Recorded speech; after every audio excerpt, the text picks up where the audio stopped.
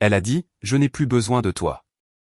Je suis parti, et sa sœur a dit, je viens avec toi. Ma femme était sous le choc. Vous êtes-vous déjà assis au cœur de votre propre vie en la sentant imploser autour de vous? J'étais à mi-chemin du pliage du linge quand Isabelle, ma femme depuis 7 ans, a posé son verre de vin comme si c'était un marteau de juge. Son regard n'a pas croisé le mien. Je ne veux plus de toi, a-t-elle dit, comme si elle commandait un plat à emporter. Pendant une seconde, j'ai cru avoir mal entendu. Peut-être qu'elle citait un film. Peut-être que c'était une blague, un test étrange. Mais elle est restée assise là, dans la douce lueur de notre salon, les jambes repliées sous elle sur le canapé beige, aussi calme que l'eau dormante. Tu peux répéter, ai-je demandé, ma voix plus stable que je ne l'étais. Isabelle a levé les yeux brièvement, puis a regardé vers la cheminée. J'ai dit, c'est fini, Julien. C'est fini depuis un moment. Quelque chose en moi s'est effondré. C'est tout? Pas de conversation, pas d'avertissement? Elle a pris une autre gorgée comme si tout cela avait été dit 100 fois dans sa tête. J'ai essayé, Julien. Tu ne m'entends tout simplement pas. Tu travailles, tu rentres, on mange, tu t'écroules de fatigue.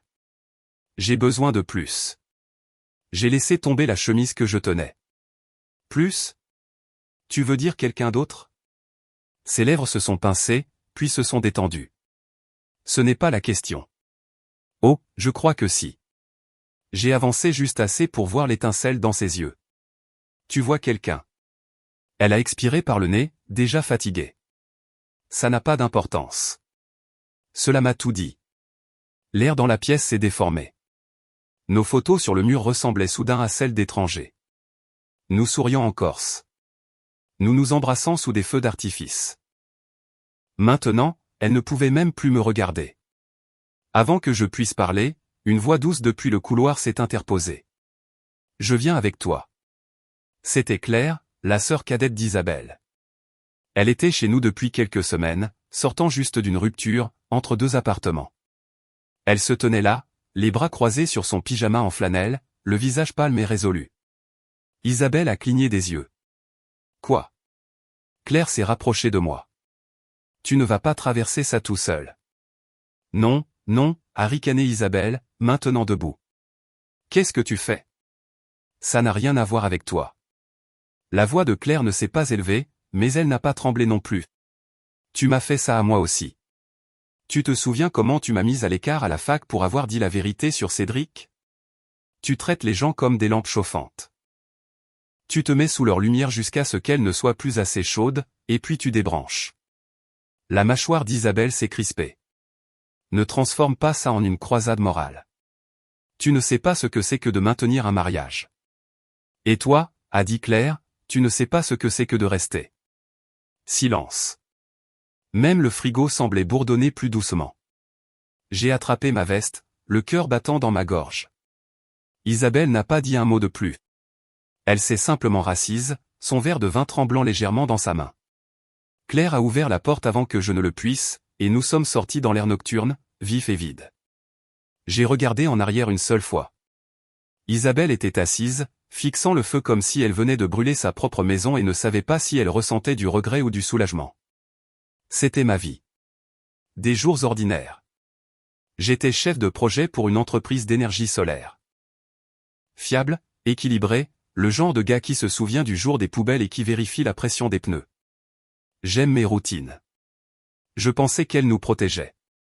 Mais être protégé ne veut pas dire être invincible. Cette nuit-là, la version de moi que je pensais suffisante, le pourvoyeur de fonds, le mari, celui qui arrangeait tout en silence, s'est retrouvé debout dans l'allée avec un sac de voyage et aucune idée de l'endroit où aller. Sauf que Claire s'était déjà glissée sur le siège passager. Et c'est comme ça que ça a commencé. Une trahison si silencieuse qu'elle n'a même pas claqué la porte derrière elle. La station-service était le seul endroit ouvert à des kilomètres à la ronde. Son enseigne vacillante vrombissait au-dessus de nos têtes, comme si elle essayait de finir une phrase dont elle ne se souvenait plus. Je me tenais là, appuyé contre le capot de ma voiture, regardant les chiffres numériques monter sur la pompe. Claire était assise sur le trottoir à quelques mètres de là, les bras autour de ses genoux, fixant le vide. Aucun de nous n'a dit un mot pendant un moment. Ce n'était pas gênant. C'était nécessaire. Le genre de silence qui semble être la seule chose honnête qui reste. La nuit était devenue froide. Un froid de montagne. Le genre qui s'infiltre dans vos manches, peu importe à quel point vous croisez les bras. J'ai remonté à moitié la fermeture éclair de ma veste et j'ai finalement rompu le silence. Tu n'étais pas obligé de venir avec moi. Claire a levé les yeux slowly, un léger sourire se dessinant au coin de sa bouche. Je sais. Je n'ai pas insisté, mais après une pause, elle l'a fait. Tu te souviens de la Toussaint l'année dernière, a-t-elle demandé, en passant une mèche de cheveux derrière son oreille. Isabelle avait cette nouvelle robe et n'arrêtait pas de dire à quel point elle la faisait se sentir indéniablement magnétique. J'ai hoché la tête, confus. Oui. Elle l'a dit devant moi 3 fois, juste assez fort. Et quand j'ai ri, elle m'a demandé si j'étais mal à l'aise en présence de la confiance en soi. Claire m'a regardé, les yeux brillants mais vifs. Il ne s'agissait pas de la robe. J'ai penché la tête, sentant le changement dans sa voix. De quoi s'agissait-il alors? Elle marquait son territoire. Isabelle a toujours dû être le soleil dans chaque pièce. Nous autres étions autorisés à orbiter autour d'elle, mais pas à briller. Ça m'a frappé plus fort que prévu. Claire s'est levée, époussetant son jean. Je l'ai vu faire ça avec des amis, des collègues, et avec moi. Elle ne te déteste pas, Julien. Elle déteste juste quand le miroir ne lui montre pas qu'elle a le contrôle. La pompe s'est arrêtée avec un déclic. J'ai remis le pistolet dans son support et j'ai pris le reçu, sans même y jeter un coup d'œil. Elle l'a dit comme si c'était une corvée, ai-je marmonné. Comme si dire qu'elle ne voulait plus de moi était le dernier point sur sa liste de choses à faire. Claire s'est rapprochée. Elle l'a dit comme si elle s'attendait à ce que tu t'effondres. J'ai croisé son regard. J'essaie encore de décider si c'est le cas. Sa voix s'est adoucie. Non. Tu es parti. Nous sommes remontés dans la voiture. J'ai tourné la clé mais je n'ai pas encore démarré. Le moteur a vrombi, les phares peignant le bitume vide devant nous. J'ai regardé droit devant. Quand est-ce que ça a commencé, ai-je demandé. Cette histoire avec elle et qui que ce soit d'autre. Claire a soupiré doucement. Il y a 6 mois, je pense. Elle a commencé à envoyer des textos pendant le dîner, en disant à quel point elle était revigorée au travail. J'ai remarqué le ton, cette lueur dans sa voix quand elle disait que quelqu'un voyait enfin ses idées. Il ne s'agissait pas de feuilles de calcul, Julien. Jamais. Elle s'est tournée vers moi. Je pense qu'elle voulait que tu la surprennes. Je pense qu'elle voulait que ça explose pour ne pas avoir à dire à voix haute qu'elle s'ennuyait. S'ennuyait? Ce mot brûlait plus que la trahison. La trahison fait mal parce qu'elle brise. Mais l'ennui, c'est de l'érosion. Lent, silencieux, et pire encore, ça vous donne l'impression que l'on peut vous oublier. Elle a dit que c'était fini, elle chuchotait, plus au pare-brise qu'à elle. Claire s'est adossée à son siège, serrant son manteau plus fort. Je sais. Mais toi, tu ne le hais pas, ce silence est revenu, s'étirant encore dans la voiture comme un épais brouillard. Une seule voiture est passée sur la route, ses phares balayant nos visages, puis a disparu. Claire a finalement murmuré, on peut juste rouler? Je connais quelqu'un qui a un chalet. C'est calme. Pas d'attente, pas de miroir. Je n'ai pas répondu tout de suite. Je n'en avais pas besoin. J'ai tourné doucement le volant et nous avons repris la route. Le ronronnement des pneus sur l'asphalte a rempli l'espace entre nous. Il n'y avait pas de plan, pas de destination que je pouvais nommer pour l'instant. Seulement le sentiment grandissant que quelque chose d'important venait de commencer, quelque chose qui n'avait pas besoin d'être réparé, juste de respirer. Le chalet semblait avoir expiré et s'être enfin endormi. Il était niché dans un bosquet de peupliers juste à l'extérieur de Val-des-Pins, avec de la peinture verte écaillée sur les volets et un toit qui s'affaissait légèrement au milieu comme les épaules d'un vieil homme. Mais il faisait chaud, et le silence autour n'était pas lourd. Il semblait mériter. Claire avait les clés avant même que je ne le demande. Son amie, Laure, en était la propriétaire. Elle l'utilisait le week-end quand elle avait besoin d'échapper au bruit. Nous sommes entrés sans cérémonie. À l'intérieur, ça sentait le cèdre, la poussière et quelque chose de légèrement sucré, comme des bougies au pain et des souvenirs persistants. Un lit simple à l'arrière, un canapé à l'avant, un vieux poêle à bois dans le coin, noirci par le temps. J'ai laissé tomber mon sac de voyage sans le déballer. Claire a disparu dans la cuisine et a ouvert une fenêtre juste assez pour laisser entrer l'extérieur. Nous avons à peine parlé. Cette première nuit, j'étais allongé sur le lit, fixant le plafond taché d'eau tandis que le plancher craquait sous les pas silencieux de Claire. À un moment, elle m'a apporté une couverture pliée et l'a laissée au pied du lit comme une offrande de paix. Pas de contact visuel, pas de questions, juste une présence, le genre de chose dont on ne réalise le besoin que lorsqu'elle est là. Au matin, quelque chose avait changé. Le son des œufs grésillants m'a réveillé avant que j'ouvre les yeux. Pendant quelques secondes, j'ai oublié où j'étais. Puis je me suis assis lentement et j'ai vu Claire se déplacer dans la petite cuisine comme si elle y avait vécu toute sa vie, les cheveux attachés en un chignon désordonné, fredonnant un air sans mélodie, une poêle à la main. « Bonjour », dit-elle sans se retourner. « Ça sent bon », ai-je répondu, en me frottant les yeux. Elle a versé les œufs sur une paire d'assiettes dépareillées et les a apportés à la petite table en bois près de la fenêtre. Elle m'a fait signe de m'asseoir. Pas de banalité, pas de spectacle, juste de la nourriture, comme si l'acte de me nourrir en disait plus que les mots ne le pourraient jamais. Au milieu du petit déjeuner, elle s'est éclaircie la gorge. « Je peux te trouver une piste dans mon entreprise, dit-elle, mes yeux toujours fixés sur mon assiette. Ils ont besoin d'un chef de projet pour une nouvelle division. Rien d'extraordinaire, mais un travail solide. Des gens qui apprécient les têtes froides. » Je l'ai regardé, essayant de lire entre les lignes. « Tu n'étais pas obligé de faire ça. »« Je sais, » dit-elle, en poussant les œufs avec sa fourchette. « Mais je le veux. » J'ai hoché la tête lentement. « J'y réfléchirai. » Nous avons fini en silence, mais pas le même genre de silence qui m'avait suivi hors de la maison d'Isabelle. Celui-ci n'était pas utilisé comme une arme. Il était doux, comme une pause dans une conversation qui avait le temps de respirer. Après le petit déjeuner, elle est sortie pour balayer le porche. Je l'ai regardée par la fenêtre pendant un moment.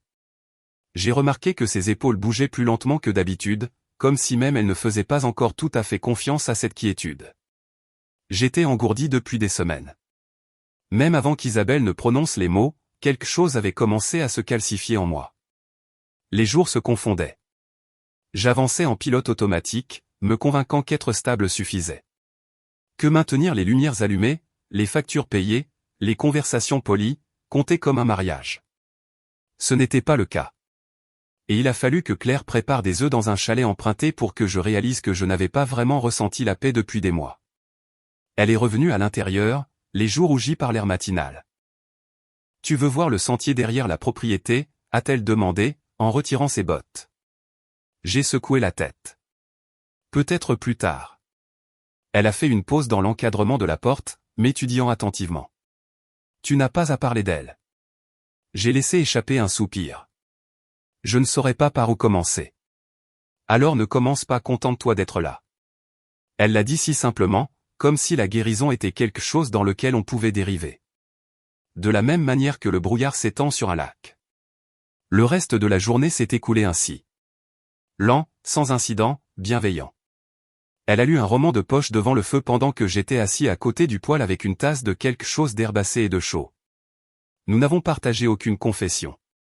Nous n'en avions pas besoin. Le deuil était assis dans la pièce entre nous, mais il n'était plus tranchant. Il était juste là. Et quand je me suis finalement couché cette nuit-là, la tête contre un oreiller trop mou, le son de la respiration tranquille de Claire venant du canapé, j'ai réalisé quelque chose que je n'avais pas ressenti depuis des semaines. Je n'étais plus sur mes gardes. Pour la première fois depuis longtemps, j'ai juste laissé la nuit me tenir. Le bureau n'avait rien de spécial. Une entreprise de logistique de taille moyenne, logée dans un bâtiment en briques qui sentait légèrement la vieille encre d'imprimante et le marc de café.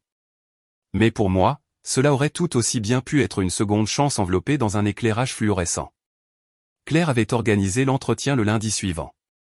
J'ai porté ma plus belle chemise, encore légèrement froissée par la valise, et je suis entré comme si je ne venais pas de laisser derrière moi les ruines de mon mariage. Le directeur, un homme nerveux nommé Hervé, a posé des questions de base. J'ai donné des réponses pratiques. Pas de charme, pas d'ego, juste de la présence. Le vendredi, j'avais un bureau, un ordinateur portable et un badge avec mon nom dessus. Ce n'était pas extraordinaire, mais c'était bon. Solide. Utile. Et j'étais doué pour ça. Quelque chose dans la structure, la fiabilité, ça a fonctionné.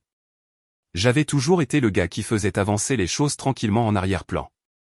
Maintenant, ce trait de caractère ressemblait enfin à une force plutôt qu'à un défaut. Chaque soir, je revenais au chalet avec de nouvelles informations. Claire écoutait.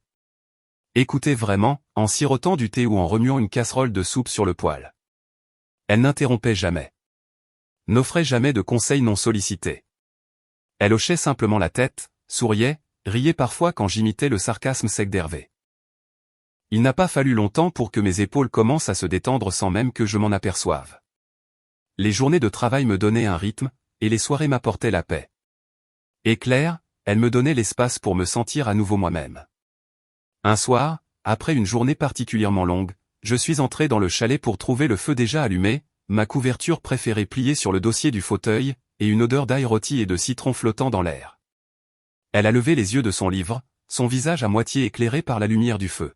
« Dure journée » a-t-elle demandé. « Enrichissante » ai-je dit, en retirant mes bottes. Elle a souri à cela. « Tu es différent quand tu dis ce mot maintenant. » J'ai haussé un sourcil. « Que veux-tu dire ? Avant, tu le disais comme un devoir. Maintenant, tu le dis comme si ça te comblait. » Je n'avais pas de réponse à cela. Mais la façon dont ses yeux ont tenu les miens une seconde de plus que d'habitude, j'ai eu l'impression que je n'en avais peut-être pas besoin. Nous avons mangé sur le porche cette nuit-là, les assiettes en équilibre sur nos genoux. Le froid était adouci par d'épais pulls et le crépitement silencieux des bûches derrière nous. La forêt autour de nous fredonnait doucement, vivante dans son propre rythme lent. Il n'y a eu aucune déclaration, aucune ligne franchie, juste quelque chose de sur qui se construisait lentement, un lien différent. La deuxième semaine, je me suis surpris à fredonner en rentrant à la maison. La troisième, j'attendais nos dîners tranquilles avec plus d'impatience que toute autre chose dans la journée. Et un soir, alors que je terminais une feuille de calcul à la table de la salle à manger, Claire est passée derrière moi et a doucement passé sa main le long de mon épaule sans un mot, juste un geste doux et désinvolte de présence. Je n'ai pas sursauté. J'ai juste respiré et j'ai réalisé que je ne m'étais pas senti aussi vivant depuis des années. Ça a commencé par un appel manqué à 23h42. Pas de message vocal, juste son nom, Isabelle, clignotant sur l'écran comme un fantôme qui essaie de frapper à la porte. J'ai laissé sonner dans le vide. Claire a remarqué le clignotement sur mon téléphone de l'autre côté de la pièce mais n'a rien dit. Elle m'a juste jeté un coup d'œil, puis a baissé les yeux sur son livre, le doux bruissement des pages faisant toute la conversation. Le deuxième appel est arrivé 2 nuits plus tard. Cette fois, il y avait un message vocal. Et, je ne sais pas si c'est une erreur de t'appeler, mais les choses d'avant me manquent. On peut parler ? Le ton était étudié, mesuré, comme si elle voulait toujours paraître détachée mais ne parvenait pas tout à fait à faire obéir sa voix. Je n'ai pas écouté au-delà de la première ligne, je l'ai supprimée. Claire coupait des carottes près de l'évier cette nuit-là. Elle n'a pas demandé qui c'était. Elle n'en avait pas besoin. À la fin de la semaine, la voix d'Isabelle était devenue rauque. Les mots se brouillaient entre la colère et le chagrin. « J'ai entendu dire que tu allais mieux », Claire a-t-elle raconté alors. « Bien sûr, tu vas mieux maintenant que je suis parti. » La jalousie s'est insinuée comme de la fumée sous une porte verrouillée. Pourtant, je n'ai pas répondu. Certains soirs, je m'asseyais sur le porche avec une tasse de thé, le téléphone vibrant sur la table à côté de moi, et je le laissais simplement sonner. Claire sortait avec une couverture, la drapait sur mes épaules sans demander, et s'asseyait à côté de moi sans avoir besoin de combler le silence. Ce calme. La façon dont elle n'essayait pas de réparer quoi que ce soit signifiait plus que je ne pourrais jamais l'expliquer. « Je suis fier de toi », a-t-elle dit doucement un soir. « Pourquoi » ai-je demandé, sans lever les yeux de l'horizon. « Pour ne pas regarder en arrière. » Je n'ai rien dit, mais ça m'a touché plus profondément que prévu. Parce qu'une partie de moi avait regardé en arrière, non pas pour regretter Isabelle, mais pour essayer de comprendre quelle partie de moi j'avais laissée derrière moi avec elle. Quelle version de moi avait permis à ce genre de distance de grandir sans être remarqué ? Comme le lierre sur le revêtement d'une maison que vous jurez de repeindre l'été prochain. Mais ici avec Claire, le silence ne ressemblait pas à de la négligence. C'était la paix. Les messages vocaux d'Isabelle sont arrivés par vagues après cela. Certains passifs, certains agressifs. Je ne comprends tout simplement pas comment tu as tourné la page si vite. Tu penses qu'elle te connaît comme moi. J'ai fait une erreur. Mais à ce moment-là, sa voix était devenue juste un autre son dans le chalet, comme la bouilloire qui siffle ou le feu qui crépite. Ni hostile, ni bienvenue, juste là. Claire ne m'a jamais demandé de la bloquer. Elle n'en avait pas besoin. Un soir, alors que nous jouions une partie de Scrabble tranquille près du feu, mon téléphone a de nouveau vibré. Je n'ai même pas regardé cette fois. Claire a levé les yeux, attrapant le mouvement du coin de l'œil. Tu sais, dit-elle doucement, en posant ses lettres. Parfois, la chose la plus courageuse n'est pas de partir. C'est de ne pas revenir. Elle a formé le mot avancé. Je l'ai regardé pendant un long moment, puis j'ai souri. Le début du sentier du sommet des Aigles était le genre d'endroit qui sentait les aiguilles de pin sèches, les rochers froids et un vague souvenir de fumée de feu de camp. Je n'avais pas fait de randonnée depuis des années. Pas vraiment. Pas depuis que les choses avaient commencé à s'effriter silencieusement à la maison. Mais Claire m'avait convaincu de participer à la randonnée communautaire, disant que ce serait bien de bouger, de respirer, de rire avec des gens qui ne connaissaient pas les décombres que j'avais traversés. Le ciel était de ce genre de bleu qui vous fait vous sentir petit, mais dans le bon sens du terme. Nous nous sommes garés juste avant 9 heures. Nous avons rejoint un groupe du club alpin local, une douzaine de personnes, principalement des couples, quelques randonneurs solitaires. Un gars avec un grand chapeau mou qui semblait tout droit sorti d'un magazine sur la retraite active.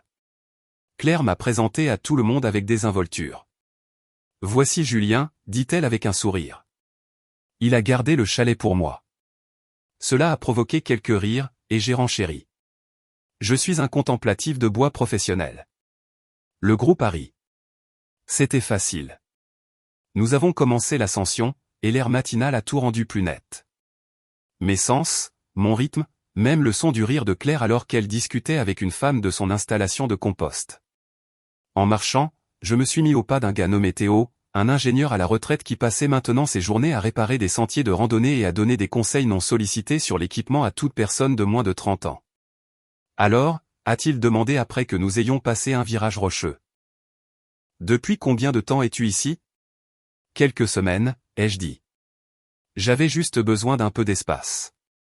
Il a hoché la tête comme s'il comprenait sans avoir besoin de détails. Tu as l'air plus léger, a-t-il dit. Pas dans le sens de la perte de poids, juste moins accablé. Je n'étais pas habitué à être lu comme ça. Avant que je puisse répondre, Claire nous a rejoints en trottinant, légèrement essoufflée, les joues rougies par la montée. Elle m'a tendu une barre de céréales comme si nous étions des coéquipiers. Tu te débrouilles mieux que la semaine dernière, dit-elle. Théo a souri à l'échange. Vous êtes ensemble, vous deux? Claire m'a jeté un coup d'œil mais a dit, non. J'ai souri. On survit juste dans les bois. Théo a haussé un sourcil mais n'a pas insisté. Nous avons continué à grimper, et quelque part près du sommet, nous nous sommes arrêtés pour boire de l'eau. La vue s'étendait à perte de vue, les vallées se déployant comme un tableau dans lequel on pouvait entrer. Je me suis adossé à un rocher, regardant Claire parler à un enfant du chant des oiseaux, et quelque chose de doux s'est installé en moi. Pas de désir, pas d'envie, juste de la présence, comme si j'étais enfin dans la pièce de ma propre vie à nouveau. Mais pendant que nous rions, nous nous étirions et prenions des photos de groupe au sommet, aucun de nous n'a remarqué la silhouette solitaire au bord inférieur du sentier, à moitié cachée par les arbres. Isabelle. Je ne l'apprendrai que plus tard, qu'elle avait entendu parler de la randonnée par un vieil ami commun qui suivait encore les réseaux sociaux de Claire. Je ne saurais pas qu'elle avait conduit 2 heures juste pour se garer en bas de la colline, regarder de loin et voir si j'avais l'air différent. Et apparemment, c'était le cas, car elle ne s'est jamais approchée, n'a jamais appelé. Elle a juste regardé pendant que je tenais un thermos, que je riais à une blague que quelqu'un avait racontée, que j'aidais un adolescent à naviguer sur une parcelle de roches escarpées. Elle a vu Claire passer son bras légèrement dans le mien alors que nous descendions, pas de manière romantique, juste comme 2 personnes qui ont leur propre rythme. Isabelle est restée immobile à l'ombre d'un pin, le vent tirant sur l'ourlet de sa veste, son téléphone serré dans une main, et elle est restée là jusqu'à ce que nous soyons partis. Ce soir-là, de retour au chalet, j'ai enlevé mes chaussures sur le porche, les orteils endoloris, les poumons encore pleins d'air de montagne. Claire a laissé tomber son sac de randonnée avec un bruit sourd, s'est étirée et m'a regardé. Je ne pense pas t'avoir déjà vu rire comme ça. Moi non plus, ai-je dit. Les lucioles étaient sorties tôt, de minuscules éclats d'or dérivant dans le crépuscule. Nous nous sommes assis côte à côte sur les marches du porche, les genoux se touchant presque, sans rien dire pendant un moment. Puis, doucement, Claire a chuchoté, « Tu n'as pas seulement l'air plus léger, Julien. Tu te sens plus léger. » Je me suis tourné vers elle, sur le point de dire quelque chose, mais je me suis arrêté. Tout n'avait pas besoin de mots. Pas ce soir. Le foyer crépitait doucement, un rythme sur lequel on pouvait respirer. Nous étions assis dans le genre de silence qui n'exige pas de conversation, mais qui la permet quand elle est prête. Les étoiles étaient apparues lentement, comme si elles avaient besoin d'une permission. Un léger frisson parcourait le vent, mais nous ne nous sommes pas rapprochés. Pas encore. Claire a remonté ses jambes sur la chaise Adirondack, une couverture enroulée autour de ses épaules. Elle a apporté 2 tasses, la mienne pleine de café noir, la sienne avec quelque chose de sucré à la cannelle. De temps en temps, le feu crépitait, envoyant de petites étincelles vers le haut. Nous les regardions disparaître dans le ciel comme si elles avaient un meilleur endroit où aller. « Tu penses parfois à la vitesse à laquelle tout change ?» demanda-t-elle, sans me regarder. « Genre, 1 minute tu prévois les vacances de l'été prochain. Et la suivante, tu dors dans un chalet emprunté et tu te demandes si tout ça a été réel. » J'ai hoché la tête lentement. « Oui. Toutes les heures. » Elle a siroté sa boisson. Isabelle a toujours su comment faire en sorte que les gens gravitent autour d'elle. J'enviais ça parfois. Je pensais qu'elle avait peut-être quelque chose que je n'avais pas, j'ai jeté un coup d'œil, surpris. Toi. Elle a ri doucement, mais ça n'a pas atteint ses yeux. Elle avait les projecteurs, l'attention. Les gens l'écoutaient quand elle parlait. Moi, j'étais juste Claire, celle qui nettoyait après le spectacle. Sa voix s'est légèrement brisée. Elle a posé sa tasse avec précaution sur la coudoir. Pendant des années, je l'ai regardée tout obtenir. L'admiration. Les applaudissements. Et toi? Elle s'est tournée vers le feu, pas vers moi. Et je me suis dit, voilà ce que ça veut dire d'être choisi. Les mots pesaient lourdement entre nous. Je n'ai pas bougé. Elle non plus. Puis, doucement, j'ai dit, je t'ai toujours fait plus confiance, de toute façon. Elle s'est tournée lentement, ses yeux cherchant les miens. Vraiment? J'ai hoché la tête une fois. Tu écoutais. Tu voyais des choses qu'elle ne prenait pas la peine de voir. Tu posais les bonnes questions. Même quand on se parlait à peine. Sa main a effleuré la mienne sur la coudoir. Aucun de nous n'a reculé. Le contact était léger comme une plume, juste peau contre peau, chaud et immobile. Nous n'avons pas regardé nos mains. Nous nous sommes juste regardés. Le feu dansait. La brise chuchotait à travers les arbres. Il aurait été si facile à ce moment-là de se pencher, de laisser les émotions s'envoler en quelque chose de doux et d'irréversible. Mais aucun de nous n'a bougé. Nous avons juste laissé l'air flotter là, plein de tout ce qui n'était pas dit. Après une longue pause, elle a chuchoté, « Tu as un bon cœur, Julien. Tu n'es pas brisé. » Ma gorge s'est serrée. Toi non plus. Nous sommes restés comme ça pendant un moment. Les doigts s'effleurant, les cœurs ouverts mais encore sur leur garde. Le feu a baissé mais ne s'est pas éteint. Et nous non plus. C'était un mardi. Ordinaire en tout point.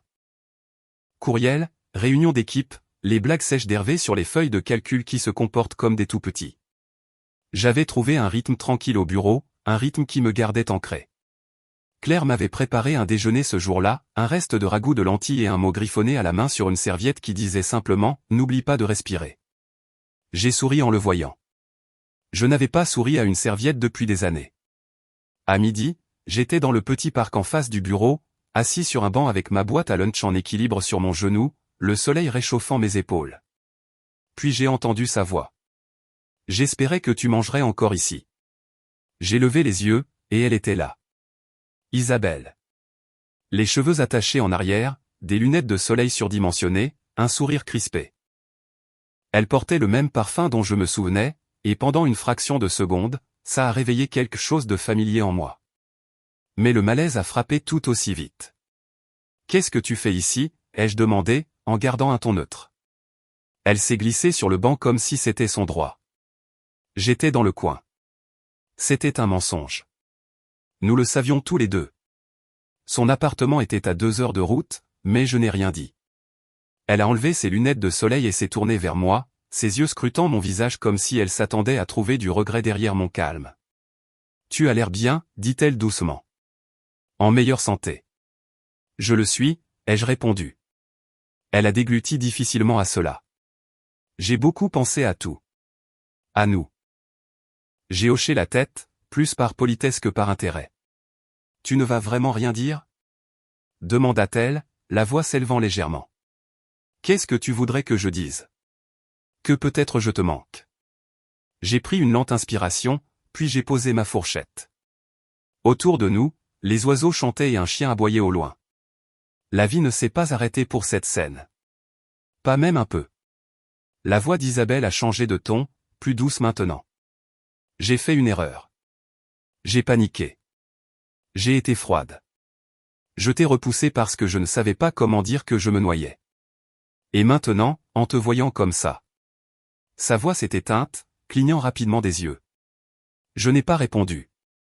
Je n'ai pas crié, je n'ai pas accusé, je n'ai pas tendu la main vers elle comme s'il y avait peut-être quelque chose à sauver. Je suis juste resté assis avec le silence parce que je ne lui devais pas ma douleur. Un collègue est passé avec une salade à emporter, m'a jeté un regard curieux. J'ai légèrement hoché la tête, comme pour dire « oui ».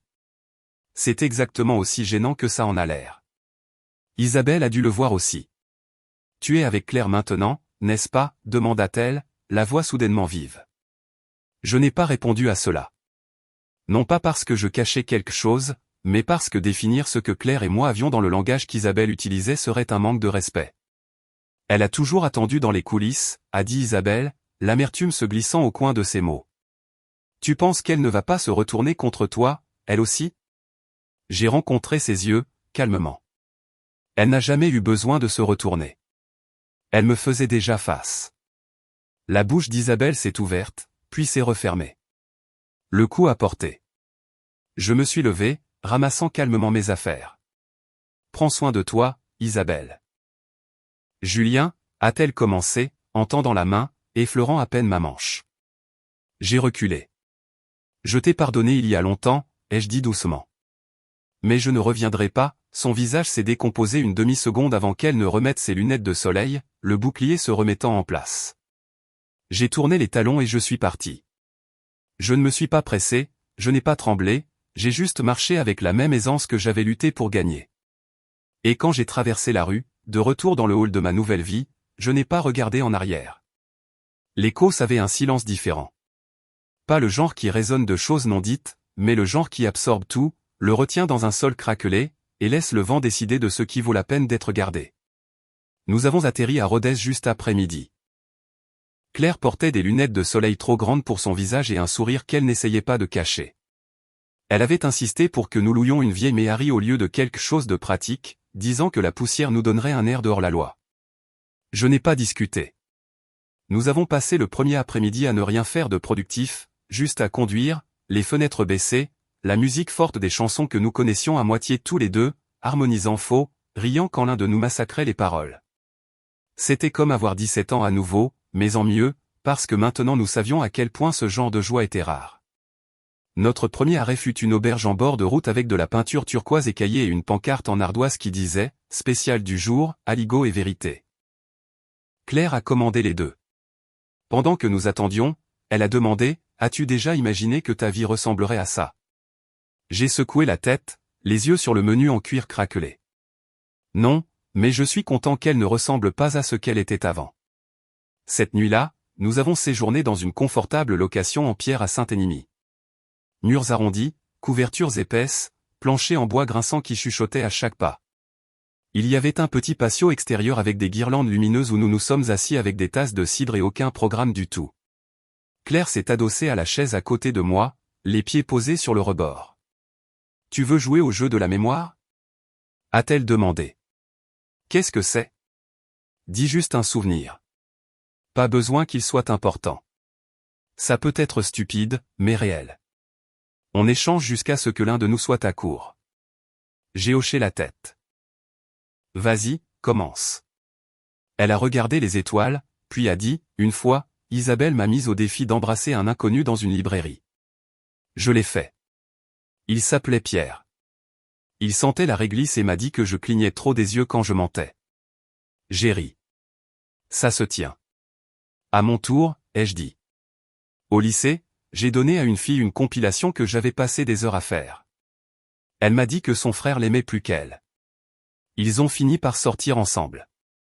Claire a reniflé. S'il te plaît, dis-moi qu'elle s'appelait Amélie. Jessica, ai-je dit, mais c'est presque ça. Nous avons continué comme ça pendant plus d'1 heure. Des histoires sur de vieilles amitiés, des jobs d'été, de mauvaises coupes de cheveux et des dîners de famille. Rien de bouleversant. Mais quand nous avons été à court, j'ai réalisé quelque chose d'étrange. Je n'avais pas pensé à Isabelle une seule fois. Le lendemain matin, nous nous sommes promenés dans un marché d'art en plein air. Claire s'est arrêtée à un stand vendant des journaux faits à la main. Elle a passé ses doigts sur les couvertures, chacune cousue d'un mot différent. Commencer. Pardonner. Errer. Rester. Elle a tenu celui qui disait commencer et a demandé, trop évident. J'ai secoué la tête. Parfait. Elle l'a acheté. Nous n'avons pas pris beaucoup de photos pendant le voyage. Pas de poses étudiées ni de selfies filtrés. Juste quelques clichés. Claire a insisté pour une photo ridicule de nous portant des t-shirts de touristes assortis, une autre avec ses cheveux volant de côté dans le vent pendant que je riais derrière elle. Ce n'étaient pas des preuves pour les autres, juste des repères pour nous-mêmes. Sur le vol de retour, Claire a légèrement appuyé sa tête contre mon épaule et a fermé les yeux.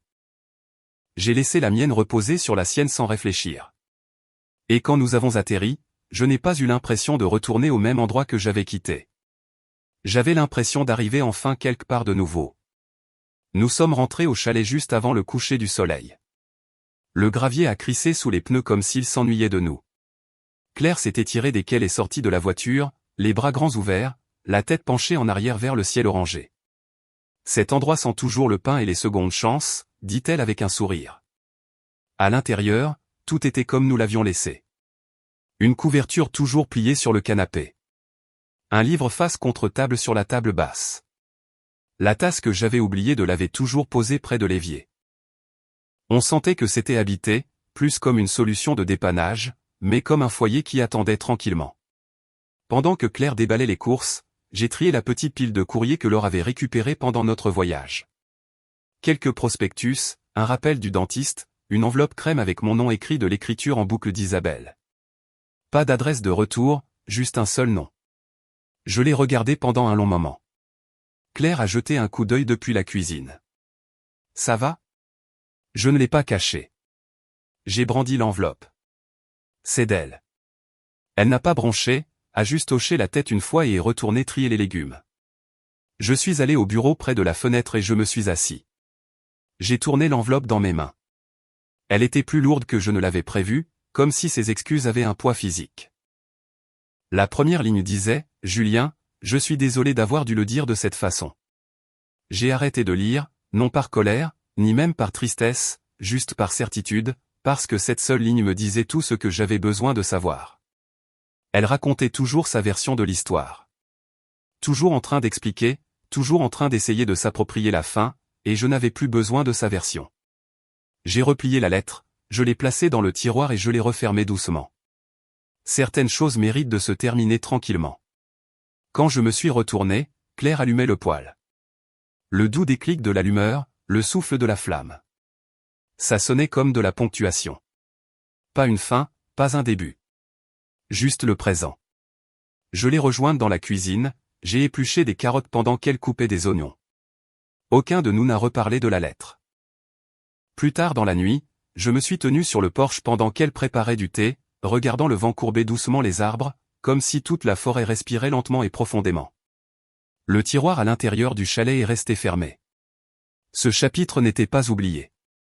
Il n'était tout simplement plus pertinent. Les mots d'Isabelle pouvaient vivre là, pressés entre le silence et le bois tendre, non lus. Je n'avais pas besoin de les disséquer, pas besoin de comprendre ses motivations ou ses erreurs, parce que pour une fois, je n'étais pas dans une histoire que quelqu'un d'autre écrivait. Je vivais la mienne, et cette fois, je ne redoutais pas la fin. J'apprenais à rester. C'était un dimanche. Le genre de dimanche qui semblait fait pour la poésie. Un soleil bas, un air vif, et ce genre de calme qui enveloppait la ville comme une main douce.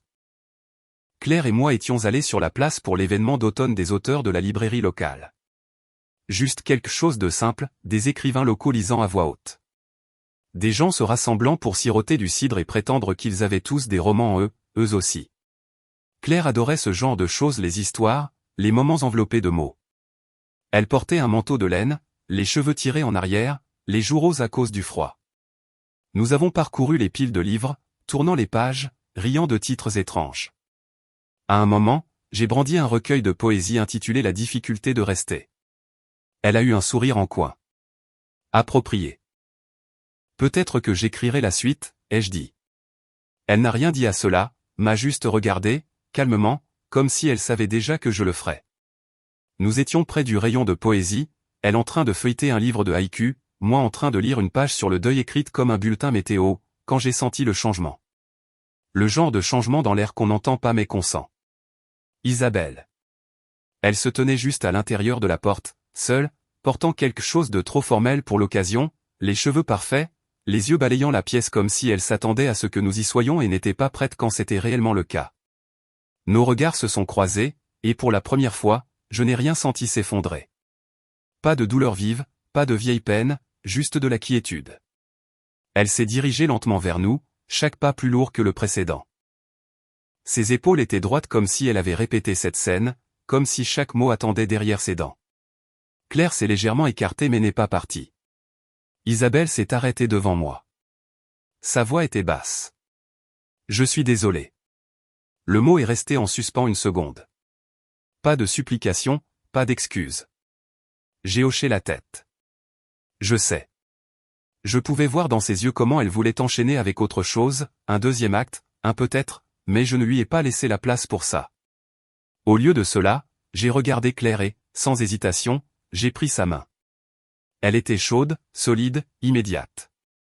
Les yeux d'Isabelle ont vacillé vers nos mains, puis sont revenus vers moi. Elle a ouvert la bouche, mais j'ai parlé le premier. Adieu, Isabelle.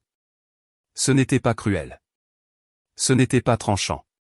C'était une ligne tracée doucement mais fermement dans le sable. Elle nous a fixé un souffle de trop, puis s'est retournée et est sortie dans la lumière de l'après-midi. Juste comme ça. Nous ne l'avons pas suivie. Nous ne l'avons pas regardée partir. Nous sommes juste restés là, nos doigts entrelacés entre des étagères de poèmes et de reliures, comme si le calme n'avait jamais été rompu. Plus tard, nous nous sommes assis à l'extérieur de la boutique, des tasses de cidre fumant entre nos paumes. Le soleil baissait, déversant de l'or sur tout. Claire m'a regardé, son expression douce mais pleine de savoir. Ça semblait définitif, dit-elle. Ça l'était, ai-je répondu. Un oiseau s'est posé sur le bord de notre table, a picoré une miette une fois, puis s'est envolé. Pas de cérémonie, juste du mouvement. J'ai regardé Claire à nouveau. L'ai vraiment regardé, et j'ai su que ce n'était pas seulement la fin de quelque chose.